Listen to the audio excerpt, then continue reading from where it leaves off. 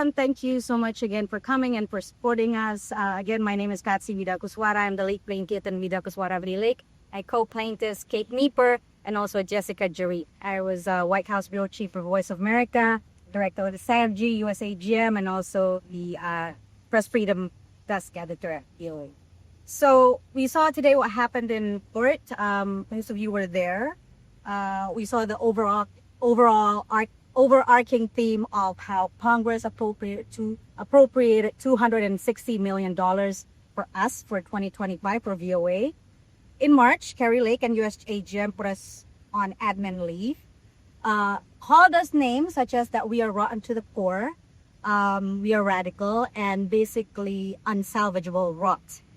Now, it appears that they're saying, at least to court, that they do not plan to dismantle us. Which begs the question, just what is it that you have done with the money that Congress appropriated, and what is it that you plan to do with us? The journalists, the staff, the operation. And so I think the judge really summed up our frustrations when he asked questions such as, you threw away millions of taxpayers' money. He also said, she must have a plan. She must have told Congress of her plans. Why is she stonewalling me? Now, I would add, as a journalist, the question of why are you allowing America's adversaries to define the narratives instead of allowing us to be there in that global information space to say what is it that the American taxpayers have funded us to say. And I want to just point out to a couple of recent examples of the Alaska Summit team. If we were in operations, somebody from my team from the White House would be there in Anchorage. We're part of the White House pool, so we would be there with the president. And we would be informing Americans about what happened in the summit with balance, with factual information, and with comprehensive coverage the way that we have done so for 83 years. Also, the Armenian and Azerbaijan peace deal. We covered the conflict for decades. We should have been there at the Oval Office with those leaders, giving the accurate information that 360 million people around the world have relied on us. Instead, we're at home scrolling on our phones, looking at Sputnik, looking at TASS, defining the narrative, and having nobody push back with our narrative, the narrative that the American taxpayers have funded us to do. And with that, I'll take questions, or did you guys want to have, oh yes. Wait, I'm sorry. Oh, that's quite. Clayton is also a co-plaintiff Reporters Without Borders. Go ahead. Yes, I'm Clayton Weimers. I'm the U.S. Director for Reporters Without Borders. We're an international NGO devoted to press freedom and the right to reliable information. And being an international organization with offices in 13 countries and a network of correspondents spanning 140 other countries, there might not be another organization better positioned to see exactly what the effect of the loss of VOA is in the world. We are hearing on a regular basis from journalists and ordinary people in countries all over the world about the tangible difference that they are experiencing now without VOA, about the loss of access to reliable information. And, just to reiterate the excellent point that Patsy made, the voices that are cheering VOA's dismantling the loudest are the Kremlin, the Chinese Communist Party, the authoritarian and censorship regimes around the world that are all too eager to rush in and fill the void with state-based propaganda that is not a substitute for the independent journalism that Voice of America reporters were doing day in, day out. And so, if there's anything that I would like American audiences to take away, because, for the most part, American audiences haven't been consuming Voice of America content, it's that this is independent journalism that is necessary for people around the world to get access. Sure. Any question? Okay, you want to add something? Yeah. And we're also waiting for David Seid, our lawyer, but he's confirming with the other lawyer. Can you speak to specific examples? I'm okay with the New York Times. Can you speak to specific examples that would speak to how the lack of Voice of America coverage around the world is impacting people around different places, or actually being adverse to the U.S. interest in many different reasons? Can you point to a sample that you're hearing maybe? Yeah, I don't want to get into too many specifics because a lot of the people we're talking with are in very sensitive countries, and they don't like getting into having their details broadcast like this, but we've heard from a number of journalists on the ground in sub-Saharan African countries who live under regimes that are very controlling of information. And in the absence of options like Voice of America, it is very difficult to get accurate information about not just the world around them, but their own countries. And we've heard from numerous instances, for instance, of other journalists who relied on Voice of America reporting about civil conflicts or about police action in order to keep themselves safe, because they would understand, there are going to be checkpoints here and there, and, I need to be careful about covering this for that demonstration. And so it has a real tangible impact on the safety of other journalists who are doing their job. But more broadly, we've seen specifically the authoritarian regimes that I was referring to come out and celebrate this dismantling VOA. They're not shy about saying that this is going to help them. Katie? I think this more just adds that as the VOA Press Freedom Editor, and some of our success has been being able to get our content in one of the most densely countries in the world, which is North Korea. And through an agreement in 2023 with the South Korean government, we were able to broadcast in using their technology, so the people within North Korea were receiving independent news in a country that has nothing. And I think that's what's so unique about Bookmap. We broadcast to the most densely country, as Clayton is saying, the people who really need that access to independent information for life-saving decisions. As one of the lawyers said, saying, quote, the longer that we're off air, the harder it is to be to build that back up. It was 83 years. If you look at the coup in Myanmar in 2021, the protesters went out into the streets holding up signs say, VOA we trust, BBC we trust, Radio Free Asia we trust. People come to us because they know that what they're getting is independent, objective news and important international relations affairs that they can't get anywhere else, certainly not in an authoritarian country that only deals with propaganda. Now I want to just add to that. When the judge asked the defendant's lawyers, what is a significant audience? I thought that was a really interesting question. I mean, to us, the significant audience is the 360 million people around the world that we have painstakingly filled on the backs of thousands of journalists for 83 years. Okay? And what did the government's lawyer said? He said, certainly not zero. Well, I'm sorry. The American people for $260 million a year deserve more than certainly not zero. Patsy, Judge Lamberth today granted your request to depose Kari Lake and others at the U.S. Agency for Global Media.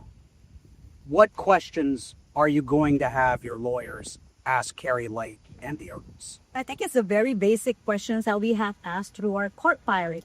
Basically, just what is it that you plan to do with us? Why are you putting us on administrative leave? Why are you wasting the American taxpayers' money? Why are you allowing adversaries to define the narratives? Why don't you have a plan? You are entrusted. You are calling yourself the acting director of US AGM, even though really we don't believe that that's legal at all. But you're not telling us what your plan is. So those are really basic questions that we're really looking forward to. What do you see as the next steps? What do you think if after the depositions, when they get the depositions, they come back, do you see if there's not satisfaction on the part of the judge, do you see this going to Kari Lake and going to depose? He talked about it's a very big deal to do that. What's your anticipation about what the next steps are? I mean, I think that's probably a better question for our lawyers, who will probably be joining us soon as they finish conferring. But I think it really depends on what comes out of those depositions. If we're able to get the information that we need to understand whether they're complying with the preliminary injunction, then maybe it doesn't go to contempt of court. But it really depends on what they say and what information that they provide to us and to the court. And I think we would also underscore that, just like our lawyers said, the longer this goes on, the harder it will take to put us back together. And that's really the key here, is that we have an operation, we have our audience. This is not something to be taken lightly. This is damage that could be irreversible. So we really need to be back on the air very soon. If you guys have some question for David, I'm sure he'll be happy to talk to you. But if there aren't any more questions, Nino and wait, there's also a couple of our language service fans here. If you want to talk to any of them, I'm not sure if there any Korean service. I have a comment, not a question. Sure. May I? Do you need a mic? Yeah. I just have a comment, and I want us to focus on this.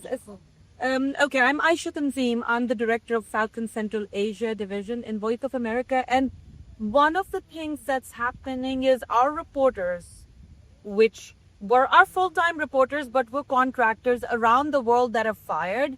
I'm now hearing from them in multiple countries where they're saying that they cannot find another job, particularly because they work for VOA. Because these are countries that are hostile to America, or at least hostile to VOA. And anybody that has a VOA tag on with their name or on their resume, even private sector employers are really hesitant to hire them because they don't want to annoy the government. So I actually wanted to talk to Reporters Without Borders and CPJ and say this is an issue that we need to start addressing.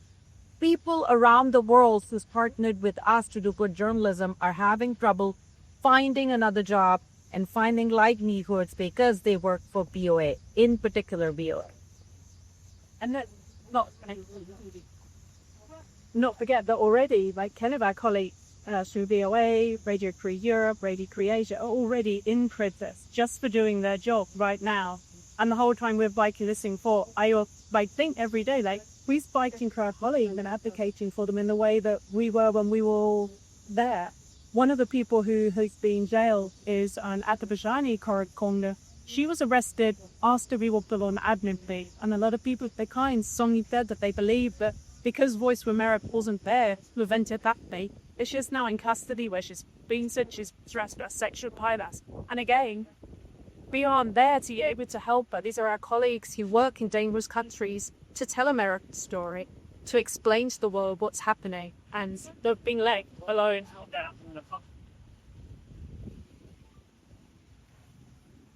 Great. Thank you so much, everyone. It was a very good day insofar as Judge Lamberth expressed in no uncertain terms his disappointment and consternation as to how the government has responded to date to his requests and now demands that the government explain themselves in writing as to what their plans are for Voice of America. The court was clear that they haven't done so to date, and based on the court's opinions and writings to date, it's clear that he has given them multiple opportunities to do so. So where we stand after today is that the court has ordered expedited discovery of 3 witnesses who will, the plaintiffs, us, are going to have the opportunity to question in detail about what their plans are. I expect that the reason we've seen what we've seen today is because the plans are lacking, to say the least, and that's important in terms of the under the law, government agencies, in order to avoid acting arbitrarily and capriciously, have to have a plan or plans, and that applies here too. And that's only one of multiple arguments we've been making in this case, including constitutional arguments, other federal statutes that are in play. So I salute the employees and everyone who supports Voice of America. I salute Patsy in particular, and Kate and Jessica. We wouldn't be here but for all of you, and it's really a collective effort, and thank you. We salute you. Thank you. Thank you, David.